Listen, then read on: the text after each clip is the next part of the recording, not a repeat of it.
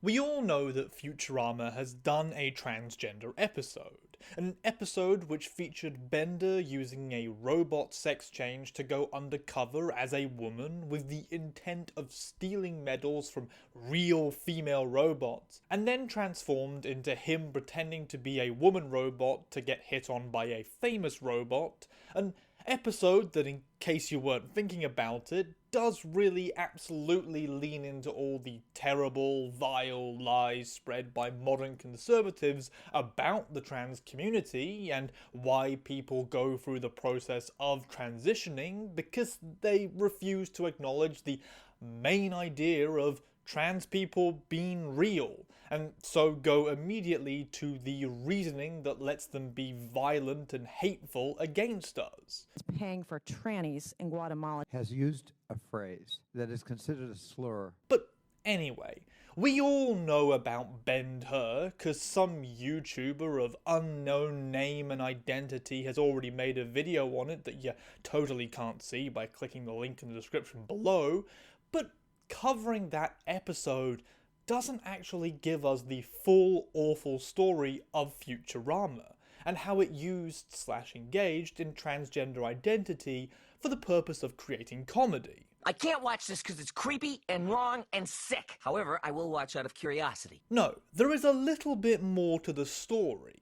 That little bit more being entirely centered around a recurring side character named Hermaphrodite. Yeah, strap in. This one is going to be another depressing and painful reminder that cis people do not understand our community and adjacent communities and absolutely love to conflate them in ways that just kinda demeans everyone involved and buys into stereotypes in the interest of appealing to some baseless belief that the wider audience has bought into and likes to look at as funny despite it not actually containing or being a joke by itself.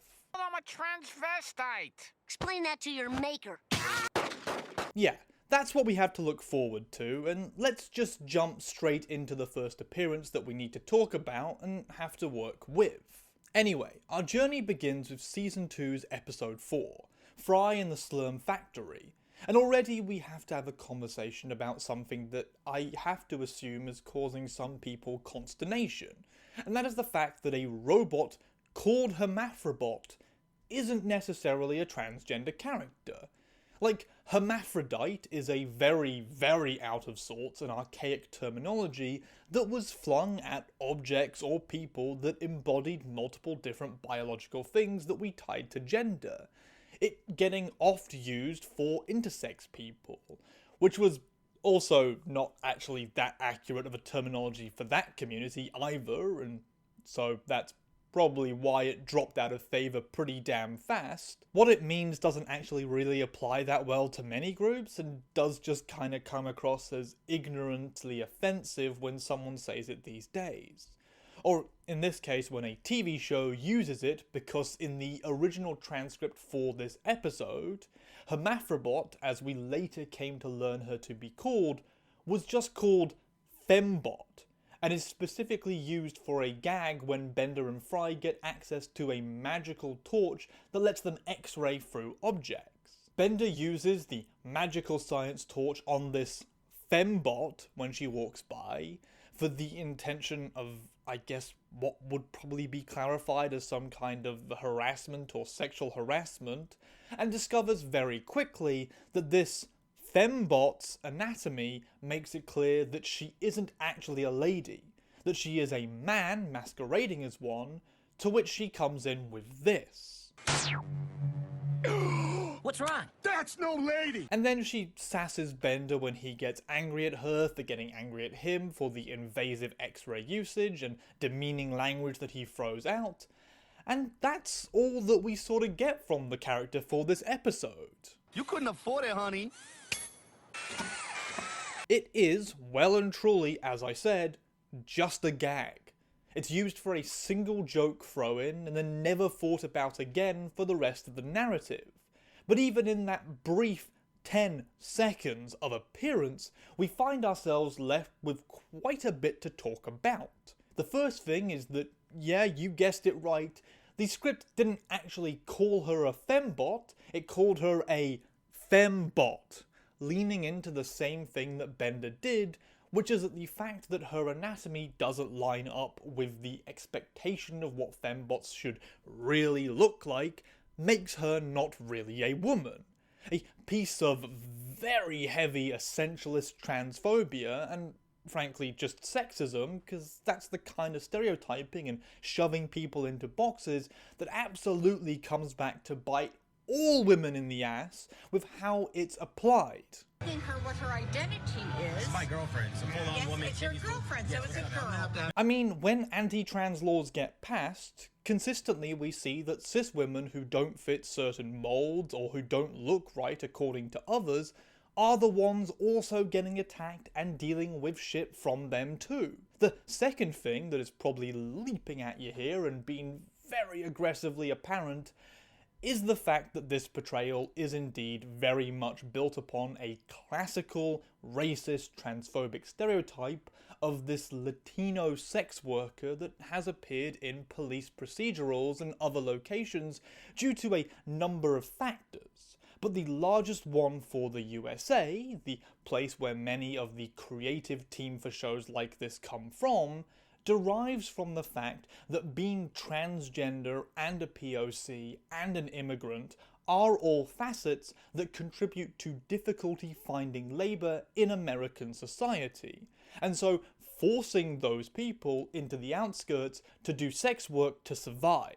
64% of them have been mistreated by the police. Using that dark and dire and horrible state of affairs as the basis for building a visual gag that invites the audience to laugh at the character used for merely existing as themselves is in effect making fun of all of those communities and the much maligned status that they are beheld with by the majority audience who are not from those groups, who are, generally speaking, cis, white and straight, and so are primed to laugh and mock an identity for its existence that they view as an outsider. So yeah, Futurama has very swiftly with this character engaged in the racism of typecasting this character into this role, have engaged in transphobia by pointing at someone who is mid-transition and calling them out as a dude pretending to be a lady, and questioned their identity and also overall tied that hermaphrodite identity to transgender identity by later calling this character Hermaphrobot, because this is all inherently super fucking lazy writing and doesn't take care to bother learning the differences or finding out anything about all these communities beyond the most apparent, visible initial material that they then casually shove into it to create comedy. Damn, Chica. One more upgrade and I'll be more lady than you can handle. We will get more into that lazy factor when we get to the conclusion at the end, but for now we jump on over to the next Futurama episode that features this character, and one that perhaps gives us some more defining elements for how this show wants us to see her, with the third direct-to-DVD Futurama film and part of Season 5, Bender's Game. Now, the setup for this is that Bender has gotten addicted to D&D, and has begun to see the world in the terms of that fantasy game series, and so is interacting with people from that delusional standpoint. A premise that leads to Bender walking out of the house, putting a pot on his head, and going around challenging various characters. The first person that he, well, runs into is a strong word for it, kinda more falls near after jumping out of the window to get out of the house, well, that person just so happens to be Hermaphrobot, who is called that now in the script, so they have finally locked in that name for her. It just so happens to be a name that fucking sucks, and in what should be no surprise to anybody considering what we have seen so far and what we know about the creators of this show and their other works, looking at you, The Simpsons, and your trans characters, as someone might have mentioned in, oh, I don't know, this video here, find a link below, Well, she is standing under a street lamp, clearly engaged in the act of solicitation, screwing on her tits, because they need you to remember that those tits aren't real, a fact that is hammered in further by Bender immediately calling her this. On guard, man wench! Prepare to cross blade! Yikes. And leading to her using what I guess is her catchphrase at this point. A catchphrase which is frankly rooted in the mockery of sex workers. You couldn't afford it, honey. I mean, I'm sure there are people out there who would argue that what this is an empowering stereotype, which has the trans sex worker mistake a dude attacking her or threatening her with wanting to sleep with her, and her using her status as a sex worker to remark on his lack of funds and ability to sleep with her. I'm sure that someone could make that argument, but that person would not be me, because this is a comedy show. And it's clear that the comedy here is pointed at this side character existing at all as a trans sex worker. Something that only becomes more clear when it is reiterated with no real change in what they're doing joke-wise right here. Seriously, it's pretty much the same joke between the last scene involving this character and this one, and that's because the character is the joke. Why you so stupid? You couldn't afford it, honey. You couldn't afford it, honey. A fact that you really need to get to understand why this is such a clear case of casual transphobia and racism. As I said, I'll get into that further in a bit. We have 3 more scenes and 3 more episodes featuring this character that I want to go over so that we have the full picture, and the next one is from Season 6, Episode 4, Proposition Infinity, which has a central narrative around the idea of robosexuals, people who sleep with robots, and some parallels that are drawn between that and homosexuals in our timeline. A big one being conversion therapy. Some robots are hardwired to be robosexual. Don't believe those lies! Yeah, there is some lightheartedness made of conversion therapy going on in here. Trust me, it's not that great really, but little wonder then that at some point during the Preacher Bot scene, we see Hermaphrobot turn up, because she is trans, remember, and that's close enough to the general queer group that they're making an analogy of here, so I guess that's why she has popped up at all. Look, we've already covered how stupidly inaccurate the name was. I don't know what more was really expected. And yeah, she makes a joke about how she is promiscuous, because they also want you to remind you of that whole sex worker stereotype thing again. Can I get an amen? I'll take a 3-man. Holla! It's a little bit tiring how consistently this character is portrayed in a very two-dimensional form. I understand that many comedies fall back on basic premises and simplistic gags to fill time, but when those are used to be harmful to minorities due to reiterating and mocking them through stereotypes, I think we can still view that as the problem that it is. Also, yes, tying the trans woman to homosexual men is kind of transphobic. Our next 2 scenes don't actually add anything more of relevance to this point. They merely just show Hermaphrobot existing within the world. Firstly in a jury from Silence of the Clamps, and then the background of Hedonism Bot's mansion. That second one feels like it is designed to clearly add some weight to the positioning of the character, placing the trans sex worker in alignment with the robot who is renowned for doing everything he possibly can in regards to pleasure seeking, and that probably being connected in some way towards the perceived fetishistic nature of these transgender sex workers. You may have it. I'm through with it. But that's all just background hypothetical connections for the audience, which I'm making because otherwise I don't understand what the point of her being there is. Like, there's gotta be some comedy, it just doesn't have any real actual engagement from the character. So, that's Hermaphrobot. And now we have to talk about what it all really represents here. Because let's face it, what this really is very little at all. And no, I'm not dogging on myself for choosing to make a video about this. What I'm saying is that despite the fact that they made this character and gave her some immediate traits to let people identify which groups she belongs to and have the audience laugh at her for those traits and identities, she doesn't really have a personality at all beyond saying a catchphrase and existing to be laughed at. You couldn't afford it, honey.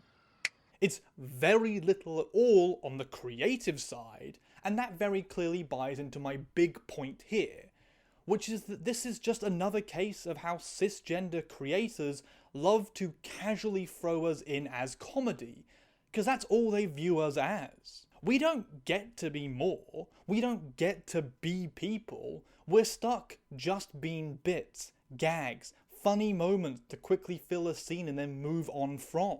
The fact that Futurama never really got close to having a trans episode at all in a serious way, and let's be honest, that Bend-Her episode is A, not a good trans episode, and B, not actually a trans episode, seeing as the main trans character is a cis male robot pretending to be a woman. Tramp, you go on a first date nude? Yes? Perfect!